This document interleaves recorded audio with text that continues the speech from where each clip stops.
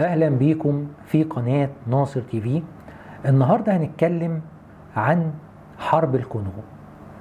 في حاجة ظريفة جدا، موضوع منتشر جدا قبل حتى مواقع التواصل الاجتماعي، ان مصر في عهد الرئيس جمال عبد الناصر كانت بتحارب في الكونغو. كان في اكلاشيه كده للدكتور مصطفى محمود بيحطه في كتبه، وهو كان في عهد جمال عبد الناصر مؤيد جدا ليه وشديد التهليل لقراراته، بل انه بعد النكسة كتب مقال يوم 10 يونيو يطالب عبد الناصر بالبقاء لأنه هو الروح وهو الحياة وقمة الحياة ولازم تفضل يا ريس. بعد وفاة الرئيس جمال عبد الناصر مصطفى محمود انقلب لعدو لدود ليه، ومن أكبر الدعاء لما يسمى بدولة العلم والإيمان اللي الرئيس أنور السادات كان بيوعد المصريين بتحقيقها. مصطفى محمود كان ليه اكلاشيه ثابت ان عبد الناصر بقى ارسل قواته تحارب في كل حته في العالم ومنها الكونغو.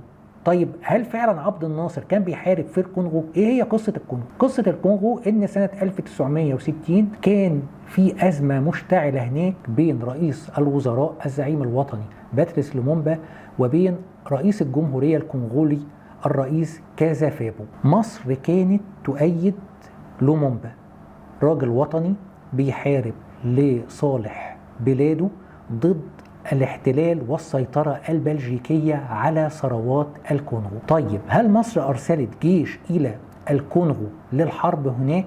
لا، مصر لم ترسل جيش إلى الكونغو. الأمم المتحدة كان أمينها العام داج هامرشولد اقترح تشكيل قوة من الدول الأفريقية المستقلة لكي تحمي الحكم الوطني في الكونغو. مصر شاركت في هذه القوة بكتيبة كان يرأسها وقتها الرائد سعد الدين الشاذلي، اللي فيما بعد أصبح الفريق سعد الدين الشاذلي رئيس أركان القوات المسلحة المصرية في حرب أكتوبر 1973. كتيبة مصرية تعمل ضمن قوات الأمم المتحدة الموجودة في الكونغو لحماية الحكم الوطني. طيب هل دي بس القوات المصرية اللي كانت موجودة هناك؟ لا، لومومبا طلب من الرئيس جمال عبد الناصر أن يرسل له بعثة عسكرية مصرية لتدريب الجيش الكونغولي. الرئيس عبد الناصر أرسل إليه العميد أحمد إسماعيل لتدريب الجيش الكونغولي. العميد أحمد إسماعيل اللي هو المشير أحمد إسماعيل وزير الحربية المصري في حرب 6 أكتوبر 1973. دي القوات المصرية اللي كانت موجودة في الكونغو.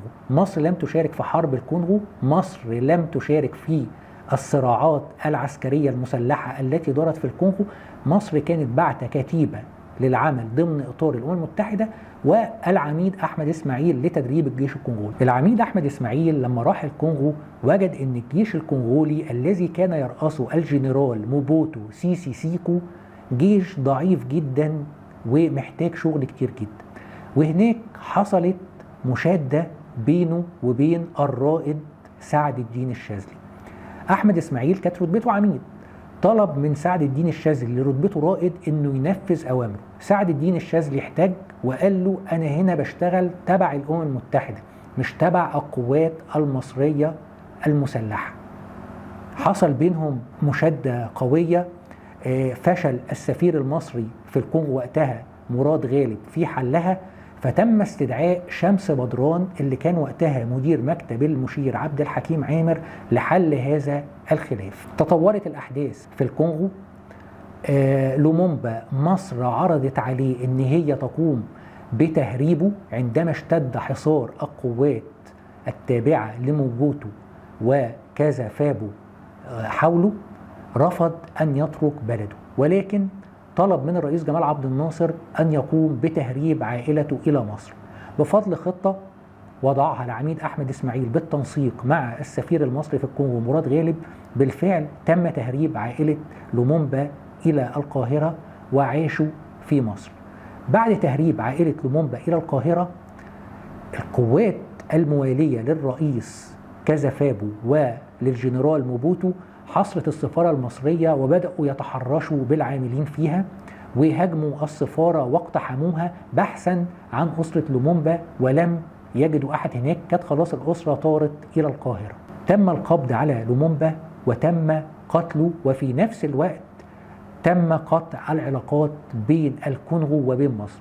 الرئيس جمال عبد الناصر لما عرف هذه المعلومات بعت برقية إلى السفير مراد غالب، قال له أنا عايزك تسمع نشرة أخبار القاهرة في الساعة 5. بالفعل في نشرة الأخبار أذيع قرار من الرئيس جمال عبد الناصر بتأميم كل الممتلكات البلجيكية في مصر. بلجيكا كان ليها ممتلكات اقتصادية كتير جدا في مصر، وكان في مجموعة من البلجيكيين يعني بيستمتعوا بنهب خيرات الاقتصاد المصري. كان رد جمال عبد الناصر أن رد هذه الأموال إلى الخزانة المصرية. إذن لا في حرب في الكونغو مصر شاركت فيها، ولا الأكلاشيه المنتشر في كل حتة اللي عمله مصطفى محمود ده يمت للحقيقة التاريخية بصلة، ولا مصر شاركت في أي معارك في الكونغو. بالعكس، مصر خرجت من مشكلة الكونغو منتصرة بالاستيلاء على أموال البلجيكيين في مصر. لكن موضوع الكونغو كان ليه أثر مستقبلي. الخلاف الذي نشب بين العميد أحمد إسماعيل وبين الرائد سعد الدين الشاذلي ظل موجودا فيما بعد. لما وصل أحمد إسماعيل إلى رتبة اللواء وكان تم تعيينه رئيسا لأركان القوات المسلحة المصرية في مارس 1969 بعد استشهاد الفريق عبد المنعم رياض، كان العميد سعد الدين الشاذلي هو قائد القوات الخاصة في مصر. لما سعد الدين الشاذلي عرف ان احمد اسماعيل بقى رئيس الاركان، ارسل الى الرئيس جمال عبد الناصر استقالته، لانه ليس لديه استعداد للعمل تحت قيادة احمد اسماعيل. عبد الناصر رفض الاستقالة وقال للشاذلي خليك في مكانك، وأنا المسؤول إن ما يحصلش أي احتكاك بينك وبين أحمد إسماعيل رئيس الأركان.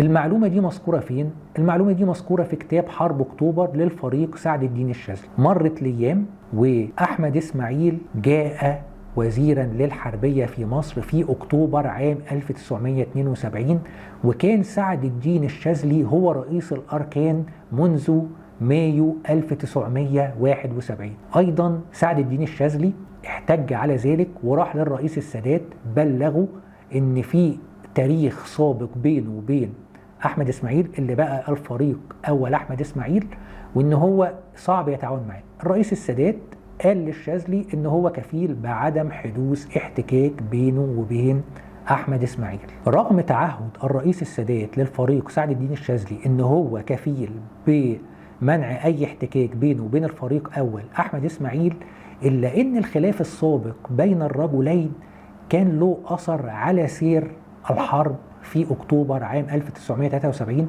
وإن شاء الله سوف نخصص حلقة قادمة لهذا الموضوع. أشكركم وأشوفكم في الحلقة الجاية بإذن الله.